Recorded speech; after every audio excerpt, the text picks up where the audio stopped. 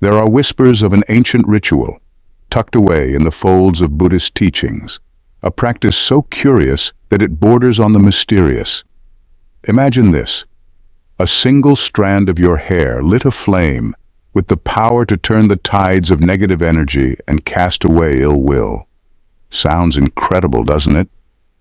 But what if this isn't just about superstition? What if there's a deeper philosophy at work here, one that touches on karma, energy, and the balance of the universe? Stay with me, because this isn't your run-of-the-mill, light a candle and wish upon a star kind of tale. We're diving deep into a practice that blends spiritual wisdom, personal empowerment, and just a touch of fiery theatrics.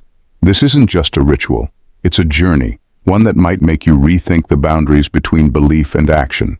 So, let's begin with the roots of this tradition and explore why it might just hold the key to reclaiming peace in your life. Section 1. The Origins, where fire meets philosophy. The act of burning hair as part of a ritual finds its origins in Buddhist philosophies centered around purification and the transformation of negative energy. Fire, a symbol of renewal and strength, has been revered in countless cultures for its power to cleanse and purify. In Buddhism, this ritual aligns with the teachings of karma. Every action, whether good or bad, carries energy that reverberates through our lives. But why hair? The significance lies in its representation of identity and connection. In many traditions, hair is more than just strands growing from our heads. It's seen as an extension of our spiritual essence. Monks, for example, shave their heads as a symbol of renunciation. By burning even a single strand, the act becomes a powerful metaphor: the destruction of negativity and the release of all that weighs us down. Here's where it gets fascinating. According to ancient texts, burning hair isn't just symbolic, it's practical.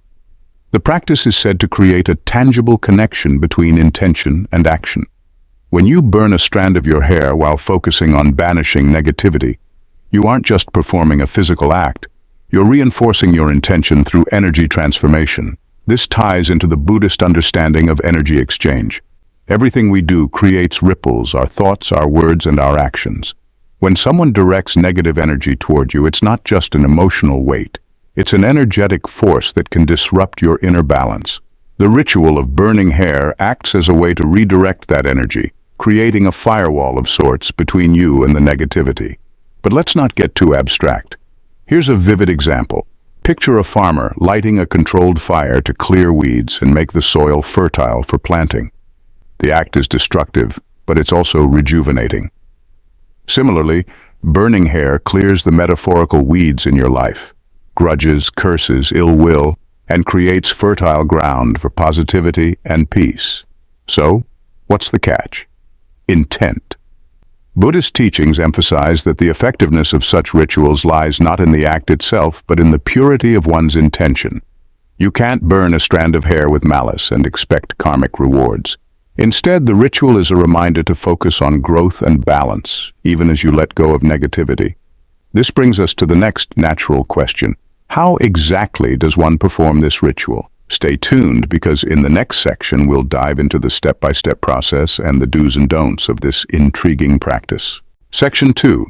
The Ritual: How to Burn Hair and Reclaim Your Energy. Now that we've uncovered the roots of this fascinating practice, it's time to explore how to perform the ritual itself. This isn't just about striking a match and watching your hair go up in smoke. Each step is imbued with intention, mindfulness, and a sense of reverence for the process. Step 1. Setting the stage. The first rule of any ritual is to create an environment that supports focus and mindfulness. This isn't something you do in a rush between tasks.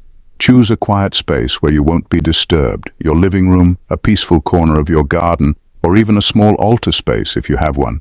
Dim the lights, light a candle, or burn incense if it helps create a calm atmosphere. Remember, this is as much about your internal state as the external act. Why is this important? According to Buddhist teachings, rituals work best when the mind is clear and focused. If you're distracted, your intentions can waver, weakening the energy you're trying to channel. Think of it like tuning a radio. You need the right frequency to get a clear signal. Step 2. Choosing the strand. Not all hair is created equal, at least not in this ritual. The strand of hair you choose should hold meaning for you. Some people select a hair from their head as it's closest to their thoughts and identity. Others might use a strand from their body, symbolizing the physical burdens they want to release. It's entirely personal, but the key is to choose with intention. As you pluck the strand, visualize what it represents. Is it a grudge you've been holding on to? A lingering fear or doubt? A specific person's negative influence? Identify it clearly in your mind because this clarity is what fuels the ritual. Step 3. The fire. This is where the magic happens, literally and metaphorically.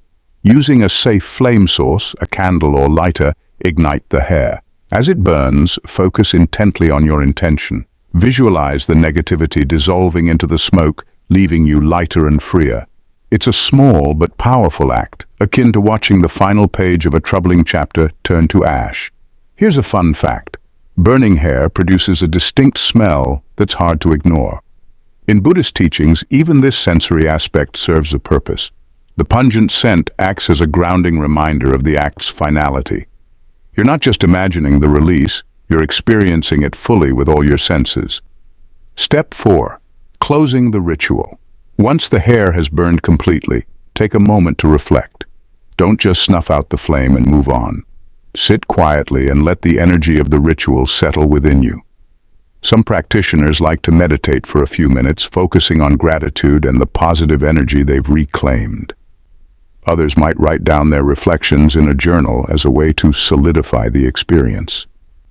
To close the ritual, you can say a simple affirmation or prayer, something like, I release all that no longer serves me.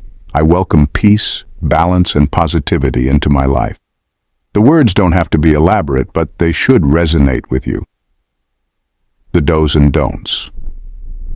With the practical steps covered, you're probably wondering, does it really work? That's a fair question.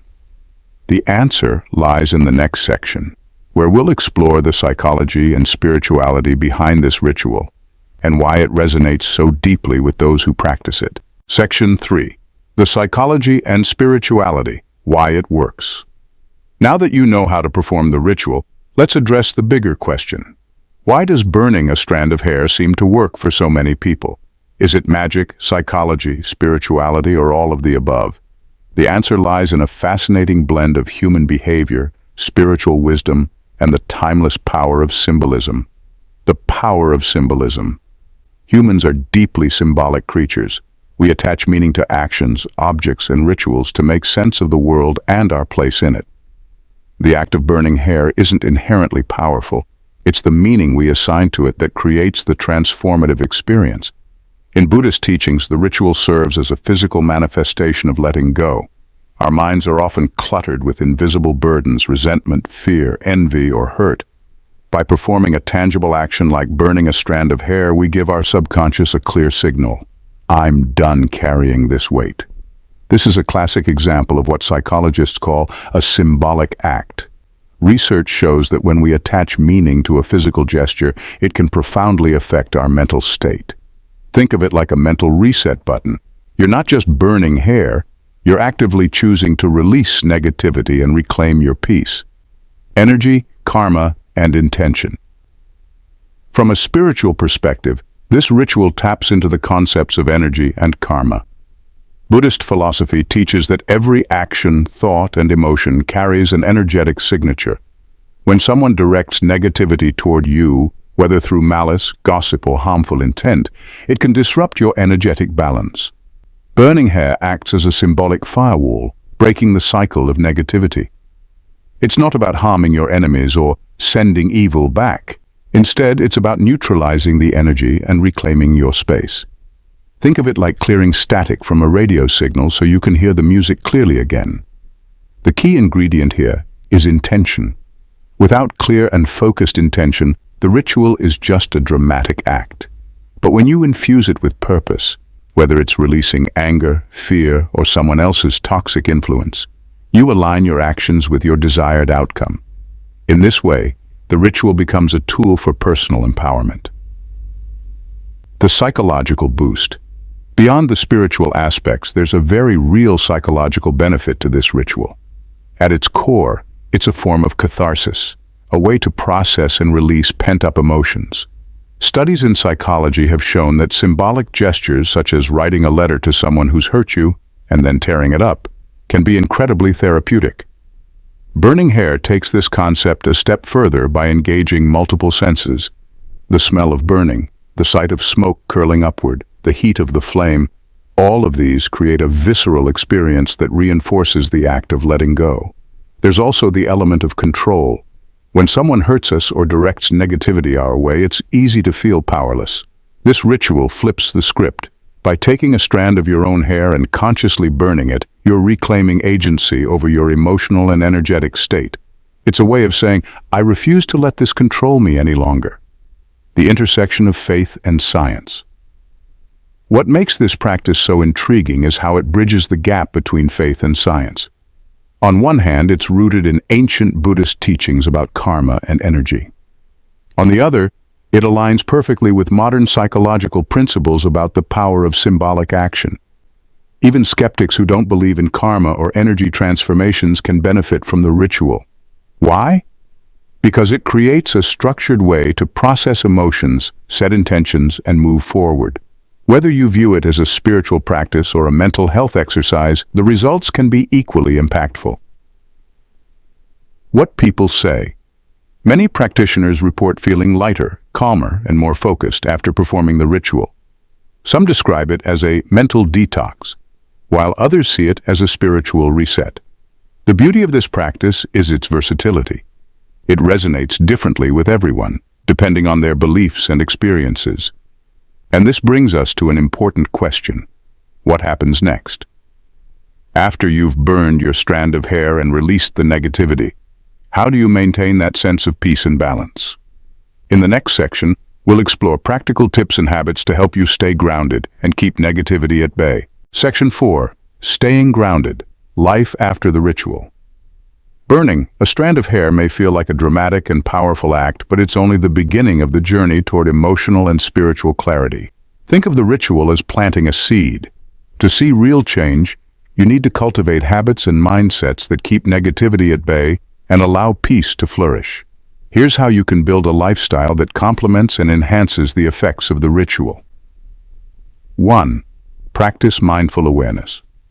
Mindfulness is the foundation of a balanced and peaceful life. After the ritual, commit to being more present in your daily interactions. Why? Because awareness helps you catch negativity before it takes root. For example, if someone's words or actions upset you, mindfulness allows you to pause, process, and decide how to respond rather than reacting impulsively. This is crucial because Buddhist teachings emphasize that what we hold on to, whether anger, fear, or grudges, can grow into bigger problems. Practical tip. Start with a simple mindfulness exercise like deep breathing. When you feel overwhelmed, take 5 deep breaths, focusing on the sensation of air entering and leaving your body. This anchors you in the present moment and helps you regain control of your thoughts. 1. Set boundaries. Like a pro. One of the best ways to maintain the benefits of the burning hair ritual is to establish clear boundaries. Let's face it, negativity often comes from external sources, people who drain your energy, environments that stress you out, or situations that push you to your limits. Setting boundaries isn't about being confrontational, it's about protecting your peace. Whether it's limiting time with toxic individuals or saying no to commitments that overwhelm you, boundaries are your first line of defense. Practical tip. Identify one area in your life where you need better boundaries. Write down a simple action plan. For example, if a colleague constantly dumps extra work on you, decide in advance how you'll respond next time. I'm at capacity right now, but let's revisit this next week. 1. Cultivate positive energy. Negativity can't thrive in a space filled with positivity, so make it a habit to invite uplifting energy into your life. Surround yourself with people, activities, and environments that inspire and recharge you. Here's the catch. Positivity isn't just about what's outside, It starts within.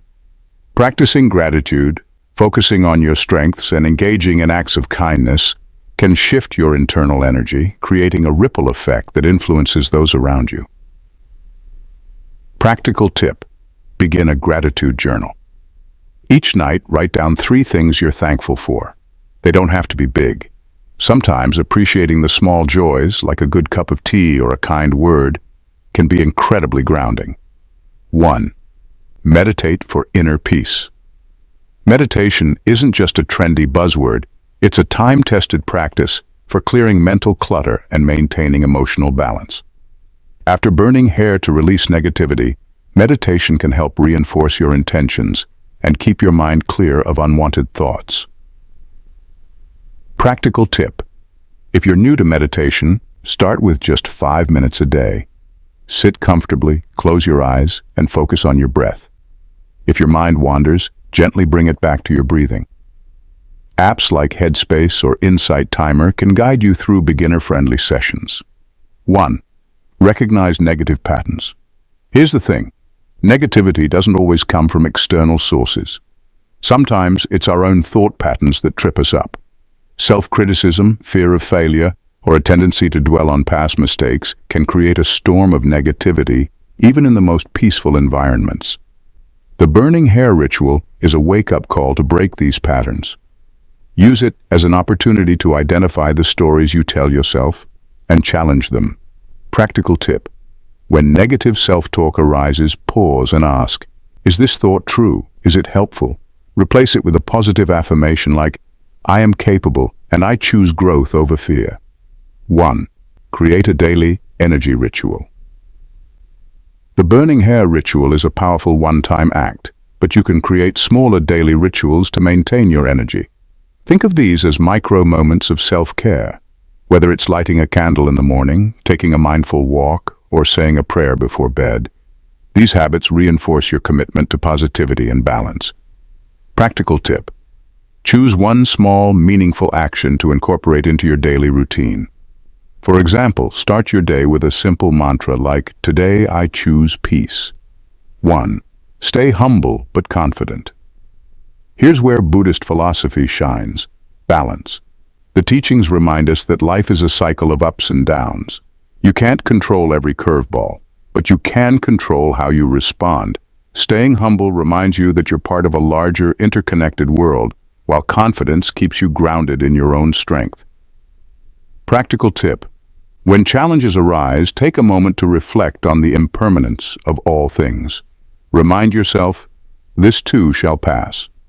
By combining these habits with the insights gained from the ritual, you create a protective shield of positivity and resilience. But what if you encounter someone or something so persistently negative that it feels impossible to shake? In the next section, we'll delve into how to deal with those stubborn sources of negativity and rise above them. Section 5. Handling persistent negativity when it won't let go. Sometimes, no matter how much inner work you do or how many rituals you perform, negativity seems to cling like a stubborn stain. Maybe it's a toxic relationship, a hostile work environment, or even your own lingering self-doubts. So, what do you do when negativity feels like an uninvited guest that refuses to leave? Let's explore advanced strategies for tackling these deeper challenges. 1. Identify the root cause. Before you can address persistent negativity, you need to understand where it's coming from. Is it external, like a toxic person or situation? Or is it internal, like unresolved trauma or limiting beliefs? Identifying the root cause is like diagnosing an illness. It's the first step toward finding an effective cure. Practical tip: take a moment to reflect. Ask yourself, what's the source of this negativity? Is it something I can change, or is it beyond my control? Write your thoughts down. Sometimes simply naming the problem can help you see it more clearly. 1. Cut toxic ties. One of the hardest but most liberating steps in combating negativity is letting go of toxic relationships. Whether it's a friend who constantly undermines you or a family member who thrives on drama, these connections drain your energy and prevent you from moving forward. Letting go doesn't have to mean cutting someone out of your life entirely, though that's sometimes necessary. It can also mean redefining your boundaries or limiting your interactions. Practical tip. If someone's presence consistently leaves you feeling drained, try this. The next time they attempt to draw you into their negativity, respond with neutrality. For example, if they complain endlessly, say, "I hear you, but I'm trying to focus on solutions right now." This subtly shifts the dynamic without creating conflict. 1. Neutralize negative energy. If cutting ties isn't an option, say it's a coworker or a family member you can't avoid, you can learn to neutralize their energy. This is where Buddhist teachings about compassion and detachment come into play. Compassion doesn't mean condoning harmful behavior. It means recognizing that negativity often stems from a person's own pain or struggles. By viewing them through this lens, you can detach emotionally from their actions, protecting your own peace without absorbing their energy. Practical tip. Visualize yourself surrounded by a protective bubble of light before interacting with difficult people. Imagine their negativity bouncing off the bubble, leaving you unaffected. This simple visualization can help you maintain emotional distance. 1. Use grounding techniques. Persistent negativity can leave you feeling untethered, like a boat adrift in rough seas. Grounding techniques help anchor you, restoring a sense of stability and control. Practical tip. Try the 5-4-3-2-1 technique when negativity overwhelms you. Focus on. This brings you back to the present moment and out of the mental spiral. 1. Transform negative energy. Buddhist philosophy teaches that energy can't be destroyed, only transformed. Instead of resisting negativity, learn to channel it into something productive. This could be art, exercise, or even acts of kindness. The key is to redirect that energy rather than letting it consume you. Practical tip. When you're feeling weighed down, channel your emotions into movement. Go for a run, dance, or practice yoga. Physical activity not only releases endorphins but also helps you process emotions in a healthy way. 1. Seek support. Sometimes dealing with persistent negativity requires outside help. This could mean talking to a therapist, joining a support group, or seeking guidance from a spiritual mentor. There's no shame in asking for help when you need it. Practical tip. If therapy feels daunting, start small. Many therapists offer free consultations where you can discuss your concerns and see if it's a good fit. Alternatively, look for online communities where you can connect with others facing similar challenges. 1. Embrace the power of forgiveness. This one's tough, but it's transformative. Forgiveness isn't about excusing someone's behavior, it's about freeing yourself from the burden of resentment. Holding on to anger or bitterness only chains you to the source of your pain. Forgiveness, on the other hand, is like cutting the cord and reclaiming your freedom. Practical tip. Start by forgiving yourself. Often, we hold on to guilt or regret without realizing it. Write a letter to yourself, acknowledging your mistakes and expressing self-compassion. Then, extend that same compassion to others, even if it's just a mental exercise. 1. Align with your purpose. Finally, one of the best ways to combat negativity is to focus on your greater purpose. When you're aligned with your goals and values, negativity becomes less significant. It's like background noise you can easily tune out. Practical tip. Reflect on what truly matters to you. What are your passions? What impact do you want to make in the world? Use these reflections to guide your decisions and keep you moving forward. Dealing with persistent negativity isn't easy, but with these strategies, you can rise above it. The burning hair ritual may have been the spark, but the fire within you is what will sustain your journey. In the final section, we'll explore how to integrate all these lessons into a cohesive, empowered way of living. Section 6. Living empowered.